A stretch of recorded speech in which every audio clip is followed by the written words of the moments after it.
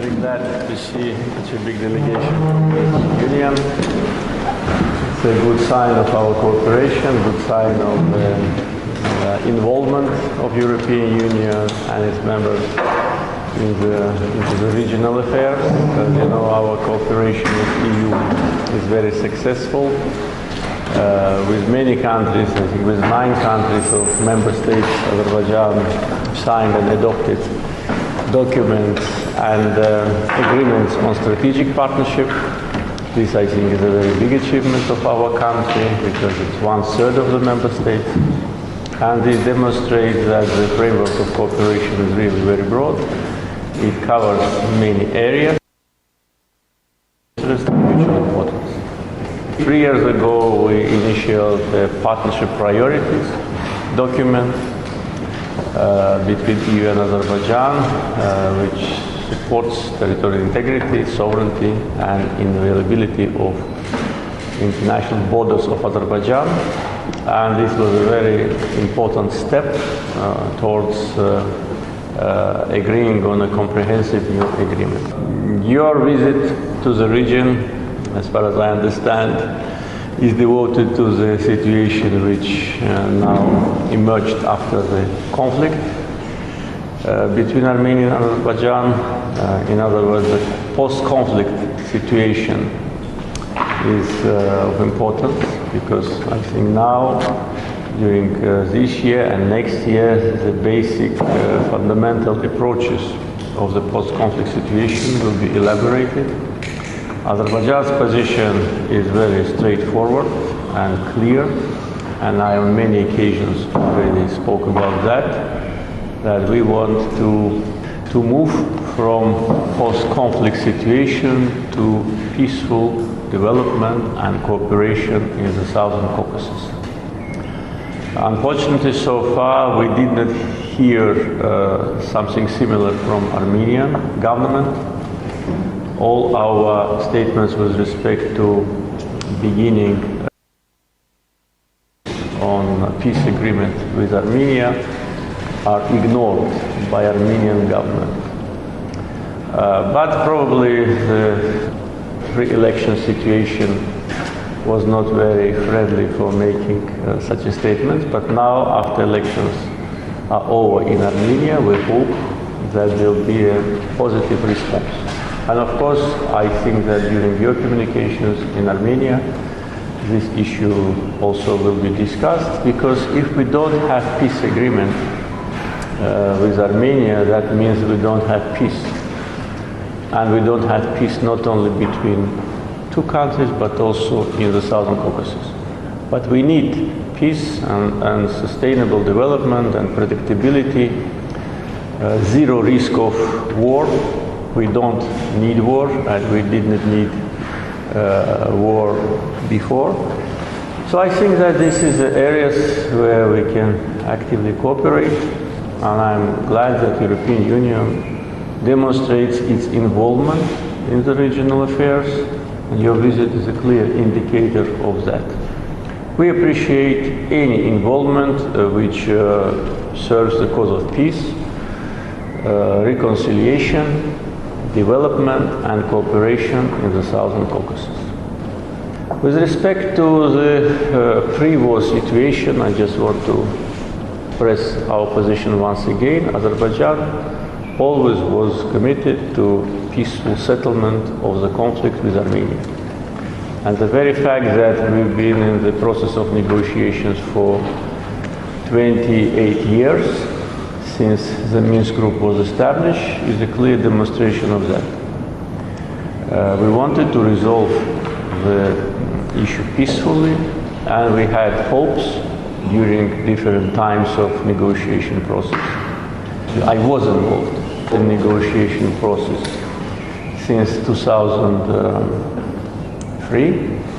I held negotiations with the 3 leaders of Armenia, and I can tell you that this was a very negative experience in any kind of negotiations held globally, because we clearly realized after many years of this useless meetings that Armenia didn't want peace.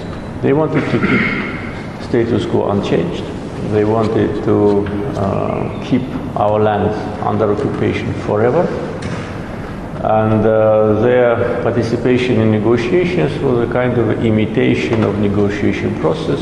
They were trying to mislead international and European organizations that they want to have a settlement, but Azerbaijan is not constructed. So what happened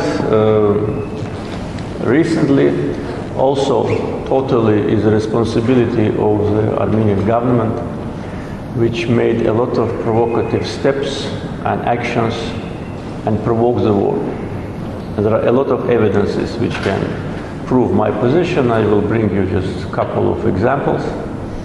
Armenian defense minister publicly said that Armenia is preparing for new war, for new territories. That was an open threat towards Azerbaijan. Armenian Prime Minister said that so-called authorities of Nagorno-Karabakh should be part of negotiations, which actually was not against only our interests, but was against the format which was elaborated by OSCE Minsk Group and its chairs. Therefore, OSCE Minsk Group chairs countries also were a little bit surprised, to put it mildly, with this position, and they objectively considered it as an attempt to walk away from negotiation process, because the format of negotiations was established by two countries and by OSCE. It's a conflict between Armenia and Azerbaijan. Another provocative statement made by Armenian leadership was that Karabakh is Armenia and that's it, which actually de facto put an end to any kind of negotiations. First, it was very contradictory statement, because on one hand, Armenian leadership was saying that Karabakh is an independent country and Azerbaijan have to negotiate with it, and then they say that Karabakh is Armenia. So we asked them where you are telling the truth. Actually, they were lying in both cases. But that was a very provocative statement which actually made any negotiation useless and meaningless. And during my meetings, several meetings with the Minsk Group ambassadors, I saw that they're also a little bit embarrassed and surprised with this position, and actually they didn't know what to do. If Karabakh is Armenia, then what to talk about? So that was a deliberate attempt of Armenian leadership to totally destroy negotiation process and to keep the lands forever under occupation. But that was not the full story. Then last year they made 3 provocative military actions on the line of contact and on our state border, killing civilians, shelling our villages, and provoking us. So the Second Karabakh War was inevitable, and it was clear for everyone. Now we are in the situation of post-conflict development.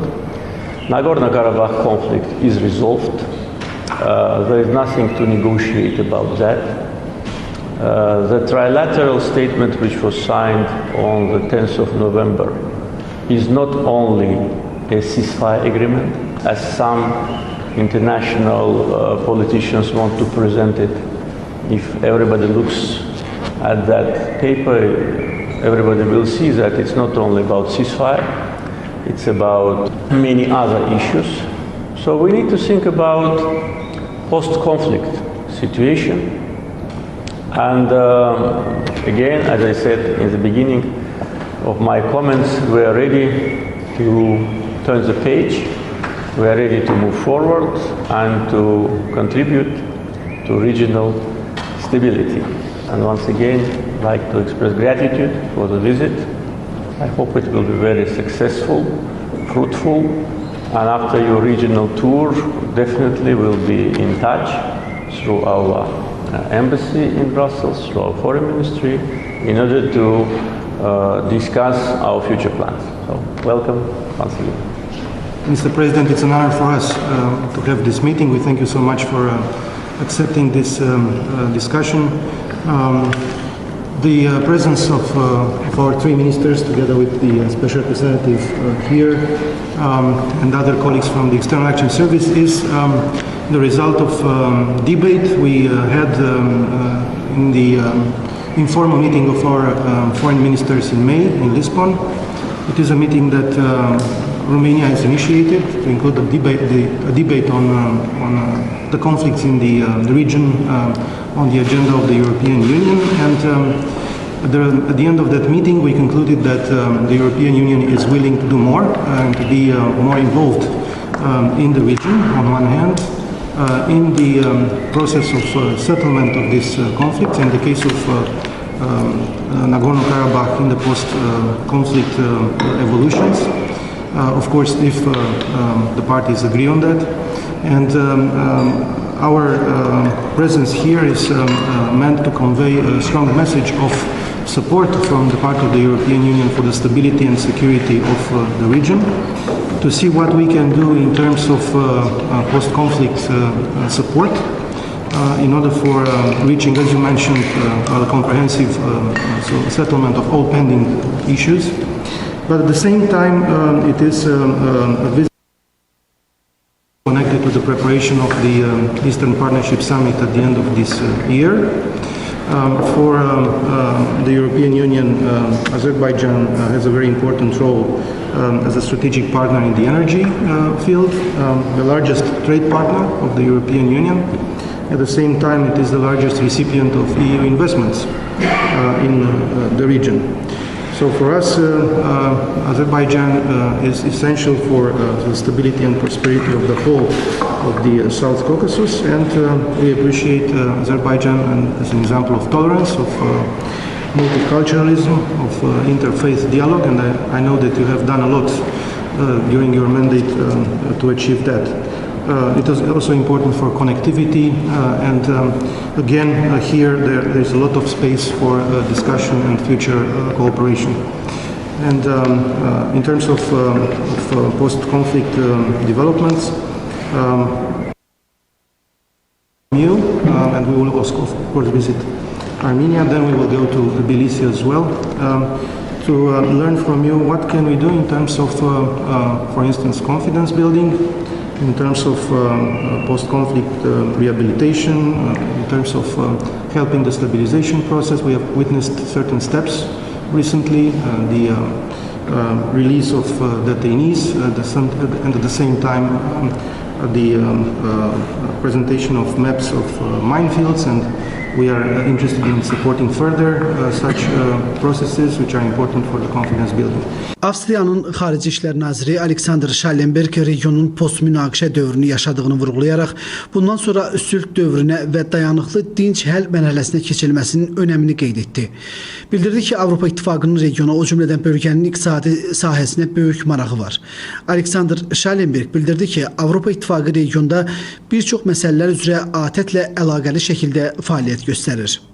Litvanın Xarici İşlər naziri Gabrielius Landsbergis bir neçə ay əvvəl Azərbaycana səfərini məmnunluqla xatırladı.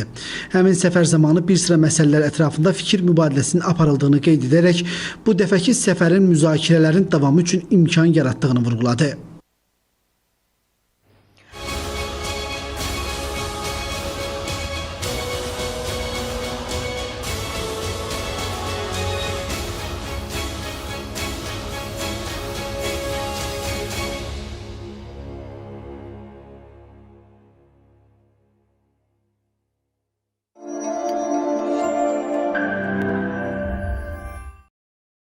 Ermənistanın baş naziri vəzifəsini